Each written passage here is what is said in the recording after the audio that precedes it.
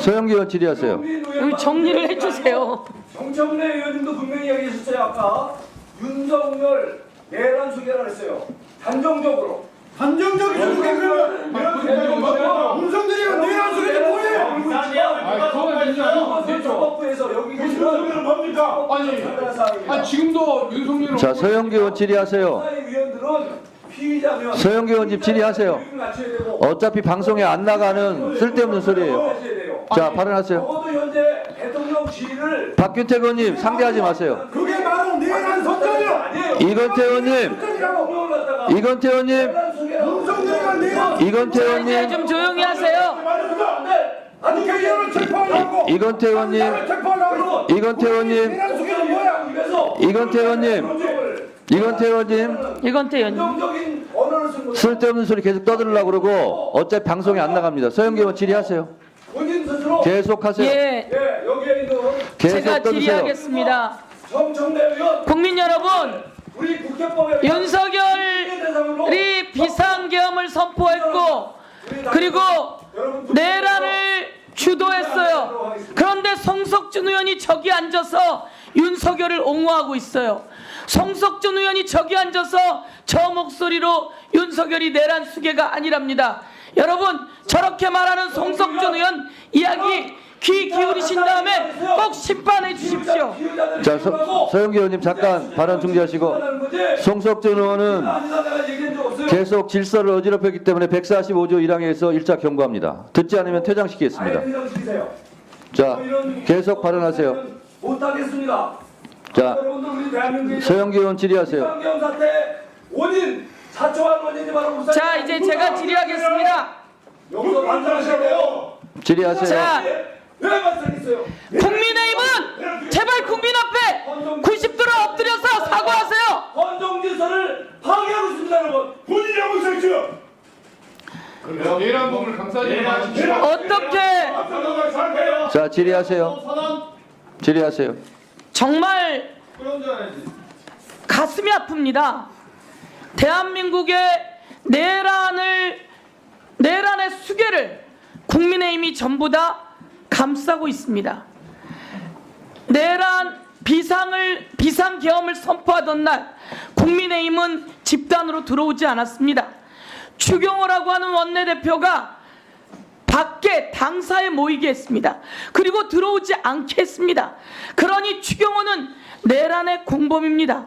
그것을 알고 있던 국민의힘 국회의원들이 들어오지 않고 비상계엄 해제를 하지 않으려고 했던 것도 당연히 비상계엄 내란의 공범임을 밝혀둡니다. 김석호 법무부 차관, 네. 법무부 장관이 비상계엄을 선포하던 그날 네. 윤석열이 법무부 장관을 8시경에 전화해서 호출했다는데 알고 계십니까? 그 내용은 저는 알지 못합니다. 국민 여러분, 법무부 장관도 그래서 공범이라는 겁니다. 12월 3일 비상계엄을 선포하던 날 법무부 장관은 이 자리에 와서 아무것도 모르는 것처럼 이야기했어요. 아무것도 모르는 것처럼 이야기했어요. 그런데 지금 밝혀지게 된 것은 12월 3일 8시경 부부 모임을 하고 있는 박성재에게 전화해서 대통령이 용산으로 들어오라고 했다는 겁니다. 그래서 8시 반에 박성재와 윤석열이 만났다는 겁니다. 도대체 무슨 얘기를 한 겁니까? 그리고 제가 법무부 차관에게 요구합니다. 그날 법무부 장관은 무슨 내용을 가지고 왔고 무슨 내용으로 여러분을 소집해서 법무부 회의를 했는지 그 내용을 제출해야 합니다. 그날 온 법무부 관계자들에게 어떤 지시를 했는지 어떤 회의를 했는지 여러분은 그것을 제출해야 합니다. 두 번째, 정말 깜짝 놀랄 일입니다. 아주 깜짝 놀랄 일은 여인영 방첩사령관이 정성우 1처장에게 이렇게 이야기했다는 거 아닙니까? 법원행정처장님도 헌법재판소 사무처장님도 좀 들어봐 주세요. 이 비상계엄이 선포됐고 국정원과 검찰이 올 것이다. 중요한 것은 검찰이 할 것이다. 그러니 너희들은 검찰을 지원해라. 도대체 이건 무슨 말입니까? 그동안 법무부, 검찰 마치 압수수색, 체포해가면서 검찰이 하지 않아야 될 영역까지 넘나들었는데 끝내는 제보가 나온 거예요. 여인영 방첩사령관이 정성호 1차장에게 검찰이 올 거고 너희들은 검찰을 지원하면 된다. 도대체 윤석열은 검찰에게 무슨 지시를 한 겁니까? 국정원 1차장이 고백을 했습니다. 저에게 전화를 여러 번 했습니다. 여러 번 전화해서 국회의원들을 잡으라고 했습니다. 한동훈을 잡아들이고 이재명을 잡아들이고 그리고 김명수도 잡아들이고 그리고 또 누구를 잡아들이라고 했습니까? 그 다음에 나온 거지만 김동현 판사를 잡아들이라고 했습니다. 헌법재판소 사무처장님, 김동현은 누구길래 잡아들이라고 한 겁니까? 제가 알고 있지는 못하는데요. 김동현이 누구입니까? 이재명도 알겠고 한동훈도 알겠고 김명수도 알겠고 우원식도 알겠고 우리가 알만한 사람은 아는데 김동현은 누굽니까? 법원행정처장님, 김동현은 누구입니까? 재판장으로 알고 있습니다. 이재명 대표. 누구 재판장이었습니까? 이재명 대표 관련 사건 중에 한 사건. 이재명 대표 관련해 무죄를 내린 사람이 김동현이었습니다. 김동현을 잡아들이라고 했습니다. 이게 말이 됩니까? 사진, 내란의 공범들 사진 한번 띄워봐 주세요. 대한민국이 이렇게 심각하게 되었습니다. 이 중요한 대한민국의 나라를 지킬 사람들이 구속되었습니다. 이 내란의 공범 사진도입니다. 온갖 국방부 사령관들은 다 구속되고 다 내란의 공범이고 그 정점에 윤석열이 있고 국무총리부터 국무위원들까지 내란 비상계엄을 심의했습니다. 그리고 국회에서는 여당 원내대표라고 하는 자가 국회로 국회의원들이 들어가지 못하게 의원총회를 당사해서 소집했다는 겁니다. 이게 대한민국 말이 되는 겁니까?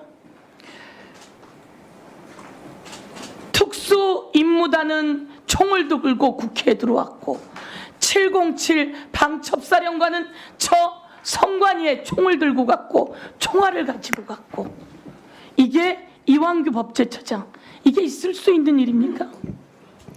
법적으로 문제 있습니다. 평가는 계속 진행되는 절차에서 이루어질 것이고. 그렇습니다. 대통령이 시킨 거예요. 총알을 들고 총을 들고 선관위를 가라. 그리고 선관위를 뒤져라. 그리고 국회에 총을 들고 가라. 그리고 국회 경비되는 모든 국회의원을 끌어내라. 국회에 있는 국회의원들을 끌어내라. 이게 헌법재판소 사무처장님 맞는 말입니까? 있을 수 있는 일입니까? 법으로 가능한 합법적인 겁니까? 답변해 주세요. 아니잖아요. 네, 아닙니다. 우리 모두 다 알고 있습니다. 여기서 중요한 사람이 공수처장입니다. 공수처장이 공조수사본부를 잘 꾸렸지요? 네, 공조수사본부 지금 수사 협조가 잘 되고 있습니다. 네. 내란의 공범들 그리고 뒤에 있는 오비라고 하는 사인 전 방첩사령관이 인사에도 개입하고 그리고 암살 의혹까지 있습니다. 이 사람에 대해서는 우리가 체포영장이 발부됐는데 문상호에 대해서는 그렇지 않아요. 문상호에 대해서는 어떻게 할 예정입니까? 지금 긴급 체포가 검찰 단계에서 승인이 되지 않았는데 그로 인해서 문상호에 대한 여러 가지 조사가 지금 난항을 겪고 있을 거로 보여서 우리 공수처에서는 그것을 보완할 수 있는 조치를 적극적으로 취하고 있습니다. 어떻게 해서 즉각적으로 네, 그런 부분 수사의 비밀성 때문에 자세히 언급하지는 못하겠지만 그런 부분에 대해서 공수처로서는 최대한 조치를 취하고 있습니다. 문상호 즉각적인 체포 그리고 하자업계 군검찰 방첩에 관련된 검찰 내란죄는 군 내란 관련해서는 방첩사령부에 검찰이 그 영향력이 있다고 하는데 방첩사령부에 검찰 모두 불러서 공조수사본부 제대로 꾸려서 문제 없게 해주시고 우리 국회에서는 바로 특검을 통과시켰고 그 특검이 빨리 진행될 수 있게 정부가 이 부분에 대해서 함께 해야 된다 이렇게 말씀드리겠습니다. 이상입니다. 특검이 실효적으로 작동되기 전에 우리 공조수사본부를 중심으로 의원님께서 말씀하신 바대로 수사에 차질이 없도록 열심히 수사를 하겠습니다. 공수처장님.